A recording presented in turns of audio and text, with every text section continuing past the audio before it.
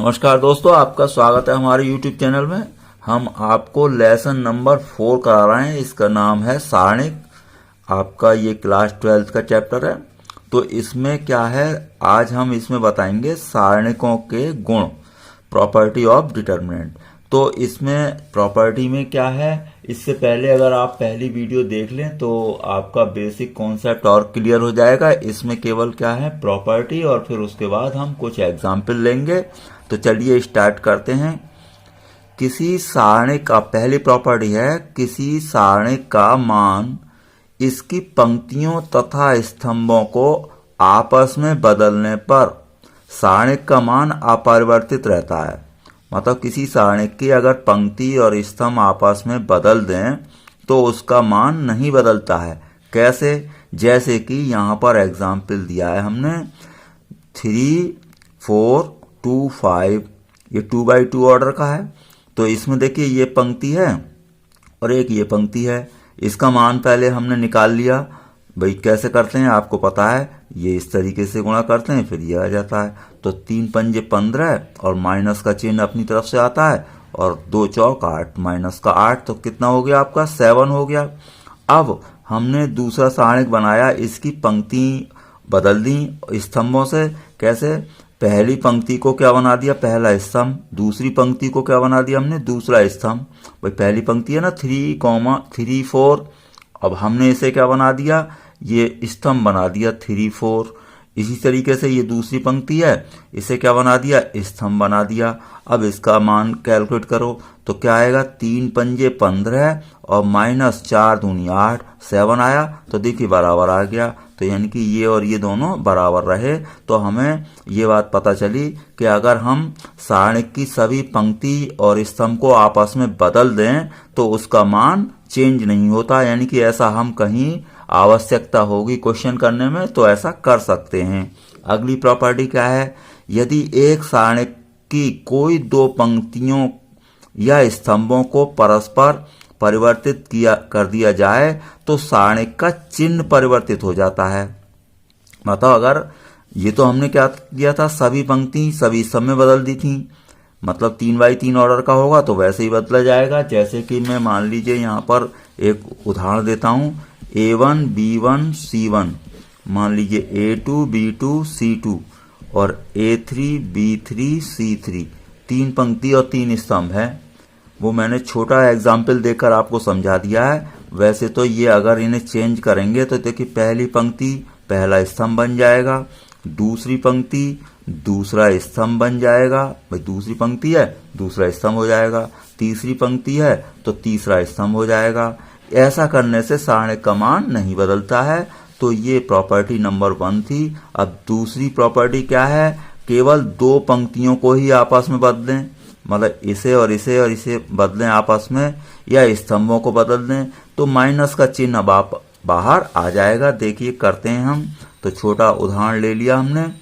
ये है सारणिक बराबर 2, 4, 5, 6। इसका मैंने मान निकाल लिया, 2 छक 12 और माइनस 4 पंजे 20, ये आया आपका -8। अब मैंने क्या किया है, इसका सारणिक की दो पंक्तियां आपस में बदल दी। देखिए या दो स्तंभ बदल दें तो ये पहला स्तंभ है, मैंने क्या बना दिया यहाँ दूसरा, और इस दूसरे स्तंभ को क्या बना दिया पहला। यानी कि आपस में ये दोनों स्तंभ बदल दिए। अब इसका मान निकालें, 4 पंजे 20 माइनस 6 दूनी 12, ऐसे ही तो करते हैं। 4 पंजे 20 माइनस 6 दूनी 12, क्लॉकवाइज चलता है। तो कितना आया 8। अब देखिए पहले तो -8 आया था, तो डेल्टा डैश को अगर इस सारणिक को मैं इसे -8 बनाता हूं अगर पहले जैसा, तो देखिए माइनस बाहर लगाना पड़ेगा। तो ये क्या हुआ, पहली बार जो सारणिक था उसका मान हुआ, तो देखिए माइनस का चिन्ह उत्पन्न हो गया। मान वही रहा है, यानी कि वैल्यू वही है। तो क्या होगा, यानी कि दो पंक्तियां अगर आपस में बदलेंगे या दो स्तंभ आपस में बदलेंगे, सारणिक का केवल मान का चिन्ह बदल जाएगा, मान नहीं बदलेगा। अगर 50 है तो 50 रहेगा, -50 हो जाएगा बस। यदि तीसरी प्रॉपर्टी, यदि एक सारणिक के किसी एक पंक्ति अथवा स्तंभ कि प्रत्येक अवयव को एक अचर राशि यानी कि k से 2, 4, 6 से गुणा करते हैं तो उसका मान भी k से गुणित हो जाता है।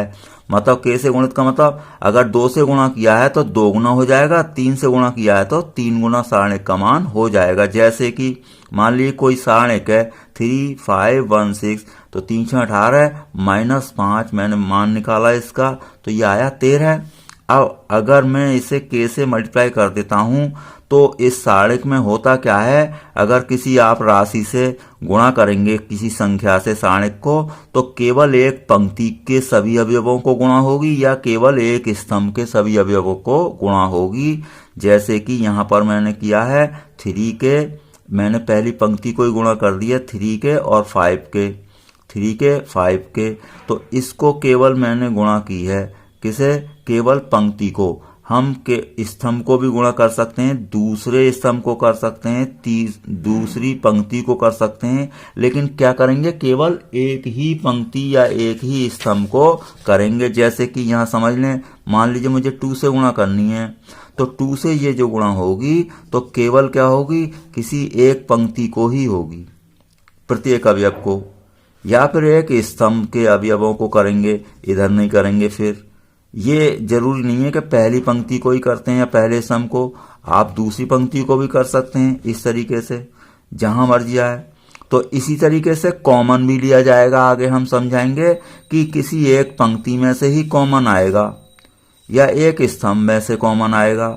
आव्यूह में क्या होता था कि सभी पंक्तियों के यानी कि सभी अवयवों को गुणा कर देते हैं। अगर आपको किसी से 2 से 4 से गुणा करनी है तो आव्यूह में प्रत्येक अवयव को गुणा होती है, और सारणिक में केवल एक पंक्ति या एक स्तंभ के अवयवों को होती है। ये आपका अंतर है। तो ये हमने यहाँ पर k से गुणा की है सारणिक की, तो किसी एक पंक्ति को करेंगे, तो मैंने इसे कर दी।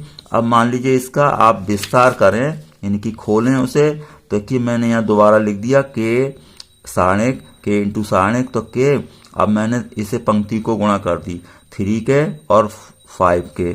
अब देखो इसका मान फिर निकालता हूं, वैसे ही निकलेगा 3, 6, 18 के और -5 के, तो -5 के कितना आया, 13 के।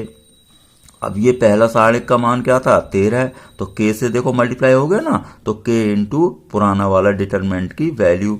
तो हमें कोई फर्क नहीं पड़ेगा सारणिक पर, यानी कि 2 या 4 से गुणा करेंगे तो सारणिक का मान 2 गुना या 4 गुना हो जाएगा। अगली प्रॉपर्टी, यदि किसी पंक्ति को किसी पंक्ति में यानी कि किसी पंक्ति को किसी पंक्ति में अथवा स्तंभ को स्तंभ में जोड़ें या घटाएं तो सारणिक का मान नहीं बदलता। यानी कि किसी पंक्ति को किसी पंक्ति में जोड़ सकते हैं आप, घटा सकते हैं, या किसी स्तंभ को किसी स्तंभ में से जोड़ सकते हैं, घटा सकते हैं, तो सारणिक के मान पर कोई इफेक्ट नहीं होगा, सारणिक का मान वही रहेगा। ऐसा आप कहीं भी कर सकते हैं, या सभी पंक्तियों को भी आपस में जोड़ सकते हैं या सभी स्तंभों को भी जोड़ सकते हैं, तो सारणिक का मान चेंज नहीं होता। इन्हीं गुणों का हम उपयोग सवाल करते समय करेंगे। कैसे, ये है कोई सारणिक 3, 4, 1, 2, इसका मान आया 3 दूनी 6 -4, तो 2 आया। अब मैंने मान लीजिए नया सारणिक बनाया, क्या किसी मतलब पंक्ति को क्या मैंने लिखा है भाई, पंक्ति को पंक्ति में जोड़ें या स्तंभ को स्तंभ में जोड़ें, घटाएं, तो मैंने ये सारणिक लिखा दोबारा से। अब क्या कर दिया मैंने, R1 + R2 कर दिया, यानी कि पहली पंक्ति में दूसरी पंक्ति को जोड़ दिया। तो पहली पंक्ति आपकी क्या है 3, 4 और दूसरी पंक्ति है ये इस तरीके से, तो आप अगर आप जोड़ेंगे तो क्या हो जाएगा 4 और 6, तो ये 4 और 6 हो जाएगा। तो यानी कि ये इसको इसमें जोड़ दिया है। अब इसका मान निकालें तो देखिए 4 दूनी 8 और -6 × 6, तो कितना आया 2, तो वही सारणिक आ जाएगा। तो कहने का मतलब ये हुआ कि अगर सारणिक की किसी पंक्ति को किसी में जोड़ दें तो मान चेंज नहीं होता, घटा दें। देखें यहाँ पर मैंने फिर दोबारा लिखा। अब क्या किया है मैंने इसमें, देखिए अब ये आपको यहाँ पर 3, 4 और ये 1, 2 दोबारा लिखा। अब देखिए किसी पंक्ति का कितना भी गुना भी जोड़ सकते हैं, कितना गुना घटा भी सकते हैं। जैसे R1 में मैंने 2R2 माइनस कर दिया, पहली पंक्ति में इसका दुगना माइनस कर रहा हूं मैं, सीधा भी माइनस करता हूं, अकेले भी माइनस कर सकता हूं। किसी पंक्ति का किसी मतलब दुगुना तिगुना चार गुना जोड़ सकते हैं, घटा सकते हैं, कोई भी फर्क नहीं पड़ेगा। जैसे कि मैं यहाँ करके दिखा रहा हूँ, तो दो गुना दो होगा, 3 में से घटेगा तो 1 आएगा, इसका 2 गुना क्या होगा 4, इसमें घटेगा R1 में से तो 0 आएगा, तो 1 0 1 2। अब देखे हल करें तो 2 एकन 2 और -0, तो क्या रहा 2। सारणिक के मान पर कोई असर नहीं होगा। ऐसा करने से यानी किसी पंक्ति को किसी पंक्ति में जोड़ें घटाएं, किसी पंक्ति का कितने गुना जोड़ें घटाएं, कोई फर्क नहीं पड़ेगा। तो ये आपकी प्रॉपर्टी नंबर 4 थी। तो 5th प्रॉपर्टी हम ले रहे हैं, यदि एक सारणिक की कोई 2 पंक्तियां या 2 स्तंभ समान हैं तो सारणिक का मान 0 होता है। कैसे? यहाँ पर मैंने लिया है 3x3 ऑर्डर का ले लिया, 3 4 5 3 4 5 1 2 3, ये करके दिखा रहे हैं हम, वरना डायरेक्ट आंसर लिख देंगे देखते ही। अब क्या प्रॉपर्टी याद हो तो देखिए 2 पंक्तियां आपकी बिल्कुल समान हैं, तो मैं विस्तार कर रहा हूं, तो विस्तार में R1 के सापेक्ष कर रहा हूं, तो 3 आएगा। इसकी पंक्ति मतलब जिस पंक्ति में है और जिस स्तंभ में वो छोड़ दिया, 4 तिया 12 -10, तो 4 तिया 12 -10। अब फिर आता है इसका चिन्ह -4 लिखा हमने, 4 के लिए ये स्तंभ छोड़ा और ये पंक्ति, तो 3 तिया 9 -5, 9 -5 प्लस इसका चिन्ह आता है प्लस माइनस प्लस, तो प्लस माइनस प्लस, तो 5 लिखा हमने। 5 के लिए ये स्तंभ छोड़ दिया, पंक्ति छोड़ दी, 3 दूनी 6 -4, 3 दूनी 6 -4। अब ये क्या बचा 2, यहाँ क्या बचा 4 और यहाँ क्या बचा 2, तो 3 दूनी 6 -4 चौक 16 और 5 दूनी 10, तो ये 6 और 10 16, 16 - 16 क्या हुआ 0। तो अब ये प्रॉपर्टी आपको याद रहेगी, अगर 2 पंक्तियां समान हो या 2 स्तंभ समान हो तो सारणिक को हल नहीं करेंगे, सीधा उसका आंसर 0 लिख देंगे। तो प्रॉपर्टी नंबर 6 पर आते हैं, यदि सारणिक की किसी एक पंक्ति का अथवा स्तंभ का प्रत्येक अवयव 0 हो तो सारणिक का मान भी 0 होता है। अगर कोई पंक्ति हमें पूरी सभी अवयव उसके 0 दिखते हैं या किसी स्तंभ के सभी अवयव 0 दिखते हैं तो सीधा आंसर आप 0 लिख दें।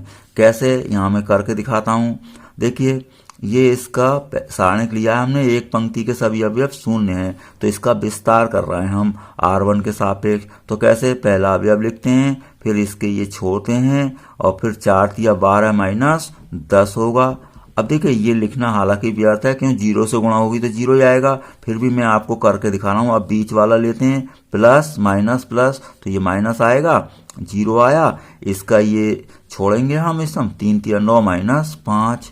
अब इसी तरीके से इसको लेंगे हम ये वाला, अब ये क्या है छोड़ दिया हमने स्तंभ और ये 3 दूनी 6 -4, तो देखिए ये 0 से गुणा हो गए 0 0, तो आंसर क्या आएगा 0। यानी कि अगर आपकी कोई भी पंक्ति के सभी अवयव 0 हो या किसी स्तंभ के सभी अवयव 0 हो तो उसका सारणिक का मान 0 होता है। जरूरी नहीं है पहली पंक्ति के ही 0 हो, दूसरी तीसरी किसी के भी हो सकते हैं, पहले स्तंभ तीसरे दूसरे के किसी, जैसे मैंने यहाँ फिर लेकर दिखाया, तो इसका मैंने विस्तार किया, भाई 3 लिखा, अब ये छोड़ दिया मैंने, 0 × 3 0 और 0 -0 -4 आया, अब 4 के लिए छोड़ा तो 0 × 3 0 और 1 × 0 0, फिर 5 आया, 0 × 2 0 -0, तो ये देखिए फिर आंसर 0 आ गया। यानी कि कोई भी पंक्ति हो उसके अगर सभी अवयव 0 हैं या फिर किसी स्तंभ के सभी अवयव 0 हैं तो उसका मान क्या होगा, सारणिक का 0 होगा।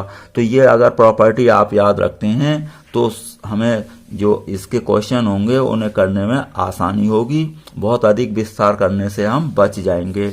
अब चलिए मैंने एक आध एग्जाम्पल लिया है, एग्जाम्पल नंबर 10 है, दर्शाइए कि ABC A + 2x B + 2y C + 2z x y z = 0, ये हमें प्रूफ करना है कि ये इसका मान 0 आएगा। चलिए हमने LHS ले ली, ABC A + 2x B + 2y और C + 2z और ये x y z। देखिए मैंने अभी बताया था किसी पंक्ति में से किसी पंक्ति का कितना ही गुना जोड़ें घटाएं, हमें अपना काम करना है और सारणिक के मान पर कोई असर नहीं होता है। अब हम यहाँ देख रहे हैं कि इसमें देखिए 2x 2y 2z है जो कि मुझे इसका दुगना दिख रहा है। तो अगर मैं R2 में से इस R3 का दुगना घटा दूं, देखिए R2 माइनस 2R3 ऐसे लिख देते हैं साइड में जो काम करेंगे हम। तो R2 में से क्या घटाया 2R3। अब देखिए यहाँ पर 2x घटेगा तो क्या बचेगा a रह जाएगा, इसका 2y यहाँ घटेगा तो b रह जाएगा, 2z यहाँ घटेगा तो c रह जाएगा। तो ये a b c बचेंगे, a b c। अभी हमने प्रॉपर्टी बताई थी अगर दो पंक्तियां समान हैं तो उसका सारणिक का मान 0 लिख देंगे सीधा। अगर आपको ऐसे लिखना है तो लिख दें कि भाई यहाँ पर क्या समान है, R1 व R2 समान है, इसलिए हमने इसका आंसर 0 लिख दिया है। हालांकि ये लिखने की कोई जरूरत नहीं है, लिखना चाहें तो लिख दें। Example number 11, a 2a 3a a plus b 3a plus 2b 6a plus 3b a plus b plus c 4a 3b plus 2c 10a plus 6b 3c कितना a क्यूब प्रूफ करना है। तो मैंने यहाँ पर LHS ले ली, a 2a ये हमने LHS उतार ली है यहाँ पर। तो अब हम इसमें देखते हैं कि क्या है ऐसा। देखिए ये 2a है, अगर मैं इसका दुगना यहाँ माइनस करता हूँ तो 0 हो जाएगा। ये 3 है, इसका अगर 3 गुना यहाँ पर माइनस करता हूँ तो 0 हो जाएगा। अब देखिए पूरी पंक्ति का ही 2 गुना यहाँ माइनस करना होगा, यहाँ पर 2a और 2b होगा, देखिए यहाँ पर 2b कैंसिल हो जाएगा। अगर मैं इसका दुगना इसमें माइनस कर रहा हूँ तो देखो एक तो ये 0 हो जाएगा, 2b भी कट जाएगा, 2c कट जाएगा। इसी तरीके से इसका 3 गुना यहाँ माइनस करेंगे तो ये 0 आ जाएगा, 3 गुना ये 3b यहाँ पर ये भी कैंसिल हो जाएगा, 3c ये भी कैंसिल। तो काफी हमारा काम आसान हो जाएगा। बस सारणिक में हमें यही देखना है कि किसका कितने गुना जोड़ें घटाएं। हम कोशिश ये करते हैं कि सारणिक में अधिक से अधिक 0 उत्पन्न कर लिए जाएं। तो 0 जितने ज्यादा होंगे तो हमें विस्तार करते समय कैलकुलेशन आसान होगी, क्योंकि 0 से मल्टीप्लाई 0 हो जाएगी। तो अब देखिए इसके बाद मैंने यहाँ पर लिखा जो मैंने अभी आपको समझाया, इस R2 में से इसका दुगना माइनस कर दिया तो R2 माइनस 2R1 ऐसे लिख दिया हमने। R3 में से क्या करा, इसका 3 गुना तो R3 माइनस 3R1। अब देखिए इसका दुगना करा तो 0 बच गया, इसका दुगना 2 है तो ये 2a इसमें से घटेगा तो a बचेगा और 2b पूरा ही समाप्त हो गया। अब ये 2a 2b 2c तो 2a माइनस होगा तो 2a बचेगा, 2b माइनस होगा 3b में से तो b बचेगा, 2c पूरा ही समाप्त हो जाएगा। अब इसका 3 गुना यहाँ पर 0 हो जाएगा, माइनस करेंगे तो इसका 3 गुना करेंगे तो 3 गुना 3b होगा, ये तो कैंसिल हो जाएगा। 3a अगर इसमें घटाएंगे आप तो 3a बचेगा।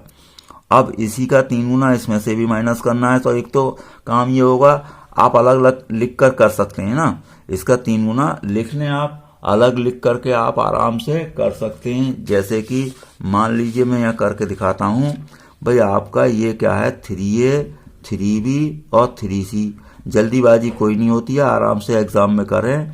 आपको अगर नहीं आता है सही से तो आप अलग लिख लें। भाई इसमें से मैं इसका 3 गुना घटा रहा था तो अब मैं इसे भी उतार देता हूँ और ये है आपका 3c। तो अब इसका मैंने 3 गुना यहाँ उतार लिया है तो देखिए आप माइनस करेंगे तो ये तो पूरा ही कैंसिल हो जाएगा। 6b में से 3b तो ये 3b बचेगा और ये 10a में से 3b माइनस करेंगे 3a तो 7a बचेगा, तो 7a प्लस 3b बच जाएगा, तो 7a प्लस 3b बच जाएगा। अब विस्तार कर दें क्योंकि 0 काफी उत्पन्न हो गए हैं तो अब ये 2 0 ही हो गए, तो C1 के सापेक्ष विस्तार करें ऐसे। तो पहला एलिमेंट लेंगे, तो पहला एलिमेंट जब पहला अवयव लेंगे तो उसका स्तंभ और ये छोड़ेंगे, ये आपने जैसे छोड़ दिया दिख रहा, जैसे ये छोड़ा आपने ये छोड़ा। तो अब सॉल्व कैसे करते हैं, इसकी मल्टीप्लाई इससे करेंगे माइनस इसकी मल्टीप्लाई इससे करेंगे। तो मैंने ऐसा ही किया है, a into 7a plus 3b minus 3a into 2a plus b, bracket लगा दी।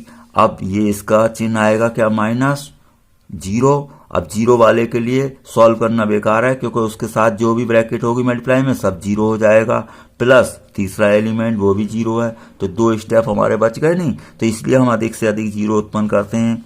अब इसे हम सॉल्व कर लेंगे, अंदर मल्टीप्लाई करें कैसे, 7a स्क्वायर 3ab माइनस 3 दूनी 6 तो 6a square minus plus minus 3ab।